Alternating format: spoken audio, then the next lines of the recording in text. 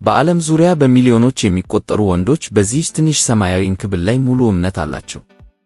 ለብዙዎች ይህች እንክብል ለግል እና ስሜታዊ ችግራቸው ቀላልና ቀጥተኛ መፍትሄ ትመስላለች። ፈጣን ምስጢራዊ ማብራሪያ የማይጠይቅ መፍትሄ ነው። በራስ መተማመንን የሚመልስ እንደ ተአምር የሚቆጠር መንገድ ነው። ነገር ግን ይህ ተስፋ የታሪኩ አንድ ክፍል ብቻ መሆኑን መረዳት ጠቃሚ ነው። ምክንያቱም ይህ መፍትሄ እውነተኛውን ችግር ከመፍታት ይልቅ አንዳንድ ጊዜ ጤናችንን በዝምታ አደጋ ላይ ሊጥል ይችላል። ዛሬ የምንነጋገረው ቪያግራ ስለሚያደርገው ብቻ አይደለም፣ እንዲሁም ስላልተነገሩ አደጋዎቹ፣ ስለ ድብቅ የሰውነታችን ምልክቶች እና ብዙ ሰዎች የማያስተውሉት እውነታ ነው።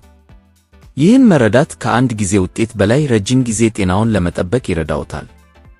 ስለ ሰማያዊዋ እንክብል ቪያግራ አሰራርና ጥቅሞች ከመዘርዘራችን በፊት ለምን በሚሊዮኖች የሚቆጠሩ ወንዶች ወደዚህ አማራጭ እንደሚሮጡ መረዳት አስፈላጊ ነው። የብልት መቆም ችግር በወንዶች ዘንድ እንደ ትልቅ የውርደት ምልክት ስለሚቆጠር ብዙዎች በዝምታ መሰቃየትን ይመርጣሉ። ይህ ዝምታ ግን ችግሩን ከመፍታት ይልቅ ይበልጥ እንዲወሳሰብ ያደርገዋል። አብዛኛው ወንድ ይህ ሁኔታ ሲያጋጥመው የሚጀምረው ስሜት በራስ መተማመን መቀነስና የወንድነት ብቃቱ እንደተቀነሰ ማሰብ ነው። ይህ የተሳሳተ አመለካከት እንኳን በጓደኞችና በቤተሰብ መካከል ግልጽ ውይይት እንዳይኖር ታላቅ እንቅፋት ይሆናል። ብዙዎች ችግሩ በራሱ ጊዜ ይጠፋል ብለው ለወራት ወይም ለዓመታት በጭንቀት ይጠብቃሉ። ነገር ግን ዝም ብለው በቆዩ ቁጥር የስነ ልቦና ጫና እየጨመረ ይሄዳል። በግንኙነት ውስጥ መራራቅን፣ አለመግባባትን እና በፍቅር አጋር ላይ አላስፈላጊ ጥርጣሬን መፍጠር ይጀምራል። ይህ ሁኔታ በማንኛውም የዕድሜ ክልል ላይ ያለ ወንድን ሊያጋጥም የሚችል የተፈጥሮ የጤና እክል እንጂ የማንነት ወይም የጥንካሬ መለኪያ አይደለም። መንስኤውም የደም ዝውውር ችግር ብቻ ሳይሆን የዕለት ተዕለት የሥራ ጫና፣ ጭንቀት፣ የሆርሞን ለውጥ እና የተዛባ የአኗኗር ዘይቤ ሊሆን ይችላል። ነገር ግን ብዙዎች ለምን እንዲህ ሆነ ብለው ከመጠየቅ ይልቅ ወዲያውኑ ወደ ቀላል መፍትሄ ይሮጣሉ። ይህ የማይታይ እና ጥልቅ የአኗኗር ለውጥ የማይጠይቅ መፍትሄ ለጊዜው እፎይታ የሚሰጥ ቢመስልም የችግሩን እውነተኛ ምንጭ ሳይመረመር እንዲቀር ያደርገዋል። ዝምታ መፍትሄ አይደለም። በምስክር መታገል ዛሬ ቀላል ቢመስልም ነገ ከፍተኛ የጤና ችግር ሊያመጣ ይችላል። ስለዚህ ጉዳዩን በግልጽ መመልከት የእውነተኛ እና ዘላቂ መፍትሄ መጀመሪያ እርምጃ ነው። ቪያግራ በዓለም ዙሪያ እንዲህ በከፍተኛ ሁኔታ ተወዳጅ ሊሆን የቻለው የሰዎችን የስነልቦና ፍላጎት በቅጽበት ስለሚያረካ ነው። አንድን ትንሽ እንክብል ወስዶ ውጤት መጠበቅ ምንም አይነት ውስብስብ ማብራሪያ ወይም ረጅም የሕክምና ክትትል አይጠይቅም። ይህ በጭንቀትና በከፍተኛ ጫና ውስጥ ላለ ሰው እንደ ትልቅ እፎይታ ይቆጠራል። ነገር ግን መፍትሄው እጅግ ቀላል ሲሆን ዋናውን የችግሩን መንስኤ የመፈለግ ፍላጎታችን በዚያው ልክ ይቀንሳል። ሰዎች በውጤቱ ላይ ብቻ ትኩረት ሲያደርጉ ሰውነታቸው የሚሰጣቸውን ተፈጥሯዊ ምልክቶች ችላ የማለት ዝንባሌያቸው ይጨምራል። ይህ የፈጣን መፍትሄ ፍላጎት ሰዎችን ለጊዜያዊ እርካታ ተገዢ ያደርጋቸዋል። መድኃኒቱን በወሰዱ ቁጥር ውጤት ስለሚያገኙ ቀስ በቀስ ያለ መድኃኒቱ ምንም አይነት የተሳካ ግንኙነት ማድረግ እንደማይቻል ማሰብ ይጀምራሉ። ይህ ስነልቦናዊ ጥገኝነት ከመድኃኒቱ አካላዊ የጎንዮሽ ጉዳት በላይ አደገኛ ሊሆን ይችላል። በተጨማሪም የፈጣን መፍትሄ አዙሪት ውስጥ መግባት ሰውን ጤናማ አመጋገብ እንዲተው፣ የአካል ብቃት እንቅስቃሴን እንዲዘነጋ እና ሌሎች ተያያዥ የጤና ችግሮችን ችላ እንዲል ያደርገዋል። ዋናው አደጋ መድኃኒቱ ችግሩን በዘላቂነት ስለፈታው ሳይሆን ችግሩን ለጥቂት ሰዓታት ደብቆ ስለሚያቆየው ነው። ይህ ከስር ያለውን እውነተኛ የጤና ቀውስ ሳይታወቅ እንዲቆይ በማድረግ ወደ ከፋ ደረጃ እንዲሸጋገር በር ይከፍታል። ለጊዜያዊ ደስታ ተብሎ የሚወሰድ ፈጣን እርምጃ ነገ ዋጋ የሚያስከፍል የጤና ጠንቅ እንዳይሆን ጥንቃቄ ማድረግ ይገባል። ይህንን ውስብስብ የተፈጥሮ ሂደት በቀላል ቃላት መረዳት ለጤናችን እጅግ አስፈላጊ ነው። የብልት መቆም በዋናነት በሰውነታችን የደም ዝውውር ሥርዓት ላይ የተመሠረተ ተግባር ነው። አንድ ሰው የወሲብ መነቃቃት ሲፈጠርበት አእምሮ የነርቭ ምልክቶችን በቀጥታ ወደ የደም ስሮች ይልካል። በዚህ ወሳኝ ቅጽበት የደም ስሮች እንዲሰፉ እና እንዲላሉ የሚያደርግ የኬሚካል ለውጥ በሰውነት ውስጥ ይፈጠራል። በዚህም ምክንያት ደም በከፍተኛ ፍጥነት ወደ ብልት ቲሹዎች በመፍሰስ አስፈላጊውን ጥንካሬ ይፈጥራል። ይህንን ሂደት እንደ አንድ የውሃ ቧንቧ መስመር አድርጎ ማሰብ ይቻላል። ቧንቧዎቹ ጤናማ፣ ተለዋዋጭ እና ንጹህ ከሆኑ ውሃው ያለምንም መሰናክል በነፃነት ይፈሳል። ነገር ግን ቧንቧዎቹ በተለያዩ ምክንያቶች የውሃ ፍሰት በከፍተኛ ሁኔታ ይዳከማል። ቪያግራ የሚሰራው እነዚህ የደም ስሮች ለተወሰነ ጊዜ እንዲሰፉ የሚያደርገውን ተፈጥሯዊ ኬሚካል በመደገፍ እና የደም ፍሰቱ እንዲጨምር በማገዝ ነው። ነገር ግን መድኃኒቱ የደም ስሮቹን በዘላቂነት አይጠግንም። ለጥቂት ሰዓታት ብቻ የደም ፍሰቱ እንዲጨምር ይረዳል እንጂ የደም ስሮቹ ተፈጥሯዊ የመለጠጥ ብቃት አይመልስም። ስለዚህ መድኃኒቱን መውሰድ ሲቆም ችግሩ ወዲያውኑ ወደ ነበረበት ይመለሳል። በሳይንሳዊ ጥልቀት ስንመለከተው ሂደቱ በነርቭ ሥርዓትና በደም ስር ግድግዳዎች መካከል ይጀምራል። ወሲባዊ መነቃቃት በሚፈጠርበት ጊዜ የነርቭ ጫፎች ናይትሪክ ኦክሳይድ የተባለ ጋዝ ያመነጫሉ። ይህ ጋዝ በደም ስሮች ግድግዳ ላይ ወደሚገኙ ጡንቻዎች በመግባት ሳይክሊክ GMP የተባለ ኬሚካል እንዲመረት ያደርጋል። ይህ ኬሚካል የደም ስሮቹ እንዲዝናኑና በስፋት እንዲከፈቱ የሚያዝ የቁልፍ ተግባር አለው። ቪያግራ ፎስፎዲኤስትሬዝ ታይፕ 5 የተባለ ኢንዛይም ለተወሰኑ ሰዓታት በማገድ የደም ስሮቹ ተከፍተው እንዲቆዩና ደም በብልት ውስጥ እንዲታጎር ያደርጋል። መድኃኒቱ የችግሩን ምንጭ አይቀይረውም። በብልት ላይ ብቻ ሳይሆን በልብና በአንጎል ውስጥ ያሉ የደም ስሮች ላይም ተመሳሳይ አደጋ መኖሩን የሚያሳይ ምልክት ነው። ሰማያዊው አንክብል የኬሚካል ፍሰቱን ለጊዜው ብታስተካክልም የቧንቧዎቹን ጥራትና ጤንነት ከምንጩ አትጠግንም። እውነተኛ ፈውስ የሚገኘው የደም ስር ጤንነትን በሚያሻሽሉ የአኗኗር ዘይቤዎችና የሕክምና ክትትሎች ብቻ ነው። ቪያግራ የብልት መቆም ችግርን የሚፈውስ መድኃኒት አለመሆኑን ብዙዎች የሚረዱት መድኃኒቱን ለረጅም ጊዜ ከተጠቀሙ በኋላ ነው። ይህ ትልቅ እውነት በጊዜ ካልተገነዘቡት ለከፍተኛ የጤና ቀውስ ሊዳርግ ይችላል። በሰውነታችን ውስጥ ያሉት የደም ስሮች እርስ በእርስ የተሳሰሩ እና ተደጋጋፊ ናቸው። በብልት አካባቢ ያሉ የደም ስሮች በጣም ቀጭንና ስስ በመሆናቸው በሰውነታችን ውስጥ የደም ዝውውር መዛባት ሲፈጠር ቀድመው ምልክት የሚያሳዩት እነሱ ናቸው። ይህ ማለት የብልት መቆም ችግር ልክ እንደ መጀመሪያ ማስጠንቀቂያ ደወል ተደርጎ መወሰድ አለበት። ይህ ሁኔታ እንደ ልብ በሽታ፣ ከፍተኛ የደም ግፊት ወይም የስኳር ህመም መጀመሪያ ሊሆን ይችላል። እነዚህ በሽታዎች በልብ ውስጥ ያሉትን ትልልቅ የደም ስሮች ከማጥቃታቸው በፊት በእነዚህ ትናንሽ የደም ስሮች ላይ ጉዳት ማድረስ ይጀምራሉ። ስለዚህ የብልት መቆም ችግር ሲከሰት ሰውነታችን ትልቅ የጤና አደጋ እየመጣ መሆኑን በድብቅ እየነገረን ነው። እኛ ግን ይህንን ወሳኝ የማስጠንቀቂያ መልእክት በሰማያዊው አንክብል አፍነን ስንቀመጥ ዋናው በሽታ በዝምታ ሰውነታችንን ማዳከሙን ይቀጥላል። ብዙ ወንዶች ከዓመታት በኋላ የልብ ድካም ወይም የደም ግፊት ችግር በይፋ ሲገኝባቸው ወደ ኋላ ተመልሰው ሲያዩ ምልክቱ ቀድሞ መታየት ጀምሮ እንደነበር ይገነዘባሉ። ምልክቱን ከመሸፈን ይልቅ የጤና ምርመራ ማድረግ ለሕይወት አስፈላጊ የሚሆነው ለዚህ ነው። ትልቁን የጤና ችግር በጊዜ የመታደግ ዕድል የሚገኘው ይህንን የሰውነት መልእክት በአግባቡ ተረድቶ ፈጣን እርምጃ ሲወሰድ ብቻ ነው። መድኃኒቱ ምልክቱን ለጥቂት ሰዓታት ያደበዝዘዋል እንጂ ከስር ያለውን እውነተኛ የጤና ስጋት አያስወግደውም።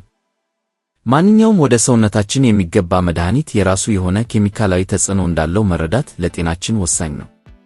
ቪያግራ የደም ስሮችን በማስፋት ሥራ ላይ የተሰማራ በመሆኑ ይህ ተጽዕኖ በብልት አካባቢ ብቻ ተወስኖ አይቀርም። በመላው ሰውነት ውስጥ የሚገኙ የደም ስሮች ስለሚሰፉ ራስ ምታት፣ የፊት መቅላት እና በሰውነት ላይ ድንገተኛ የሙቀት ስሜት በስፋት ይታያል።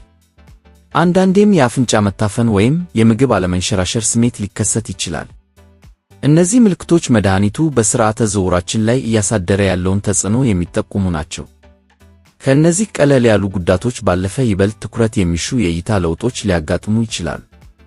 ነገሮች ብዢ ማለት ለብርሃን ስሜታዊ መሆን ወይም ደግሞ ነገሮችን በሰማያዊ ቀለም የተቀቡ መስሎ መታየት ሊከሰት ይችላል። ይህ የሚሆነው መድኃኒቱ በዓይን ውስጥ የሚገኙ ኢንዛይሞች ላይ ተጽዕኖ ስለሚያሳድር ነው። ከሁሉም በላይ አደገኛ ሁኔታ የደም ግፊት በድንገት እና ባልተጠበቀ ሁኔታ ዝቅ ማለቱ ነው። ይህ ድንገተኛ ለውጥ ለከፍተኛ መፍዘዝ፣ ለራስ መታትና ለልብ ትርታ መዛባት ይዳርጋል። በተለይም ደግሞ ከ4 ሰዓት በላይ የሚቆይ እና ህመም የሚሰማው የብልት መቆም ካጋጠመ ይህ እንደ ትልቅ የጤና አደጋ ተቆጥሮ በአስቸኳይ የሕክምና እርዳታ ማግኘት ይኖርበታል። ይህ ሁኔታ ሳይታከም ቢቆይ በብልት ውስጥ በሚገኙ ቲሹዎች ላይ ዘላቂ እና የማይመለስ ጉዳት ሊያደርስ ይችላል።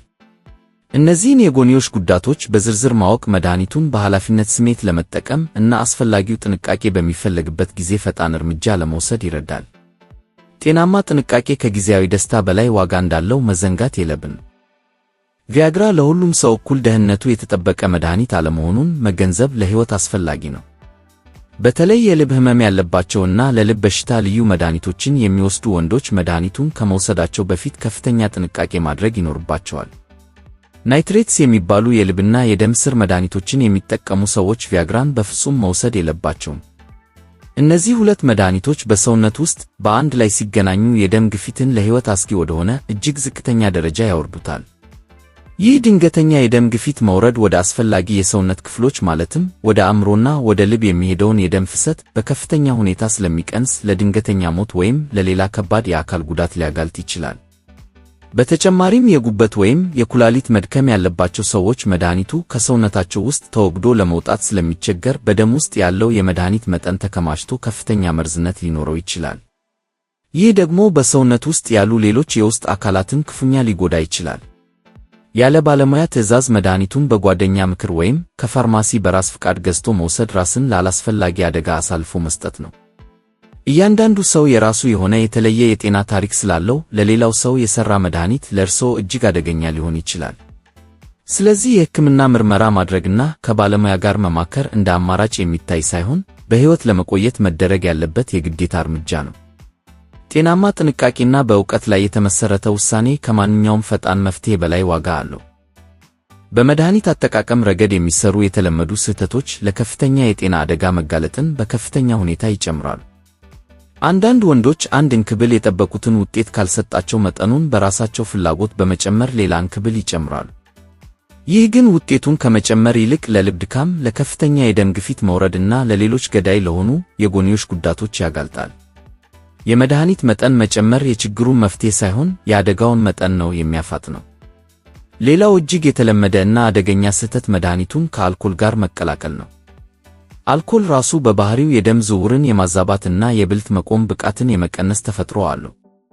ከቪያግራ ጋር ሲቀላቀል ደግሞ መድኃኒቱ የሚሰጠውን ጥቅም ከማጥፋቱም በላይ የልብ ትርታን በማዛባትና የደም ግፊትን በማውረድ ውጤቱን የማይገመትና ለሕይወት አስጊ ያደርገዋል።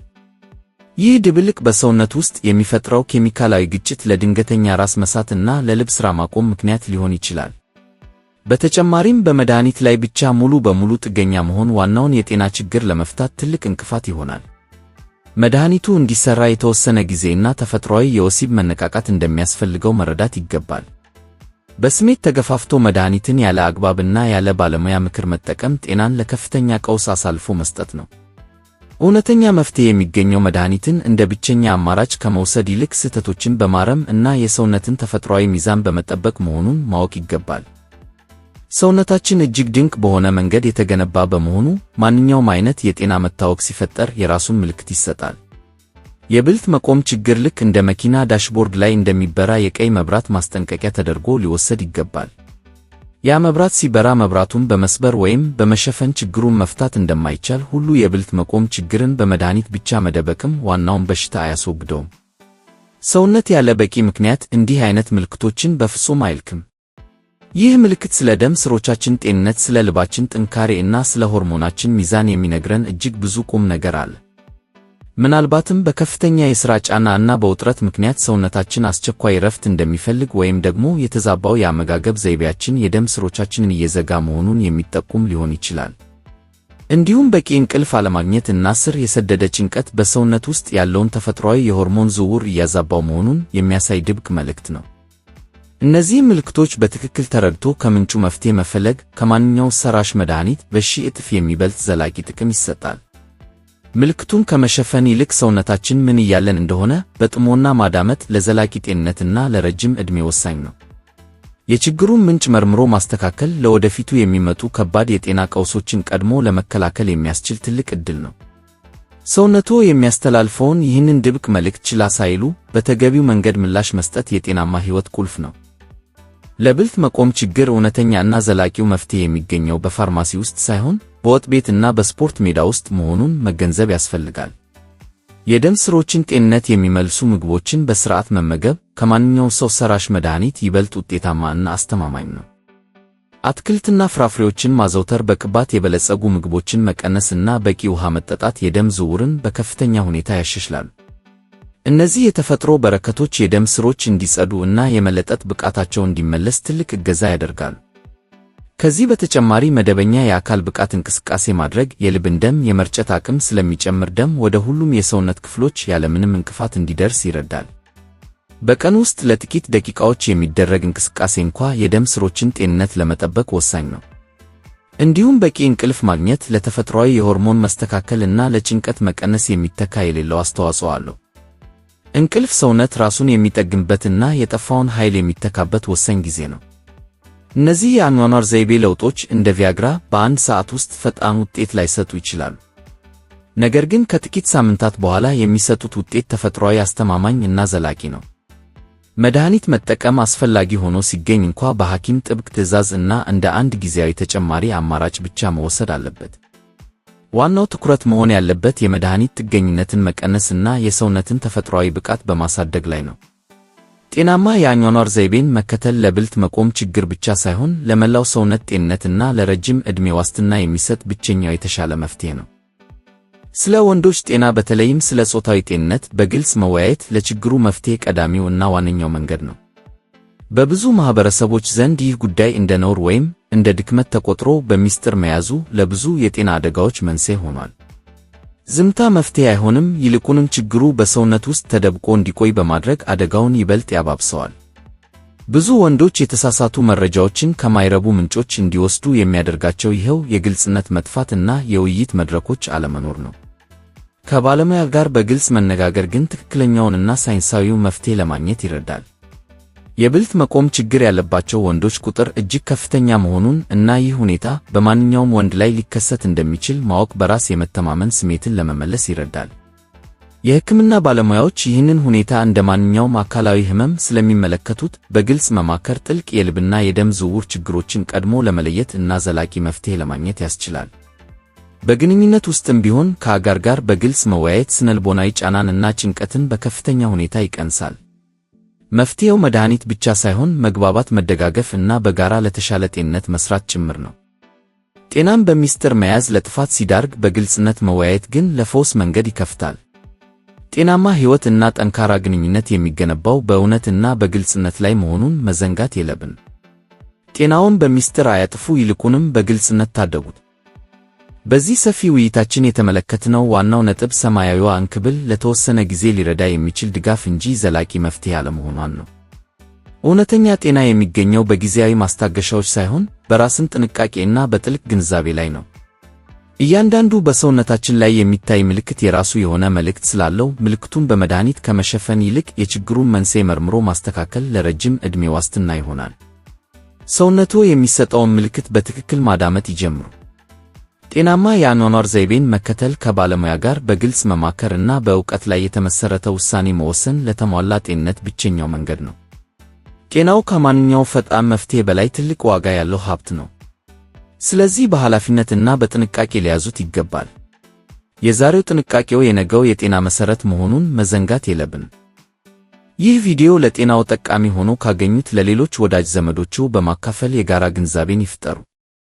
እውነተኛ ለውጥ የሚመጣው መረጃን ለሌሎች በማካፈልና በማስተማር ጭምር በመሆኑ ይህንን ጠቃሚ መልእክት ለሌሎችም እንዲደርስ ያድርጉ። ሁልጊዜም ቢሆን እንደዚህ ያሉ በሳይንሳዊ መረጃዎች ላይ የተመሰረቱ ግልጽ እና አስተማማኝ የጤና ትምህርቶችን ለማግኘት ፋርማኮን ጤናን መከታተልዎን አይዘንጉ። ሰብስክራይብ በማድረግ እና የደወል ምልክቱን በመጫን ሁልጊዜም አዳዲስ መረጃዎች እንዲደርሱዎት ማድረግ ይችላሉ። ጤናው የሁሉ ነገር መሰረት በመሆኑ ለሰውነቶ የሚገባቸውን ጥንቃቄና ዕውቀት አይንፈጉ። ፋርማኮን ጤና ለተሻለ ሕይወት ሳይንሳዊ መፍትሄዎች። ከእኛ ጋር ስለቆዩ እናመሰግናለን።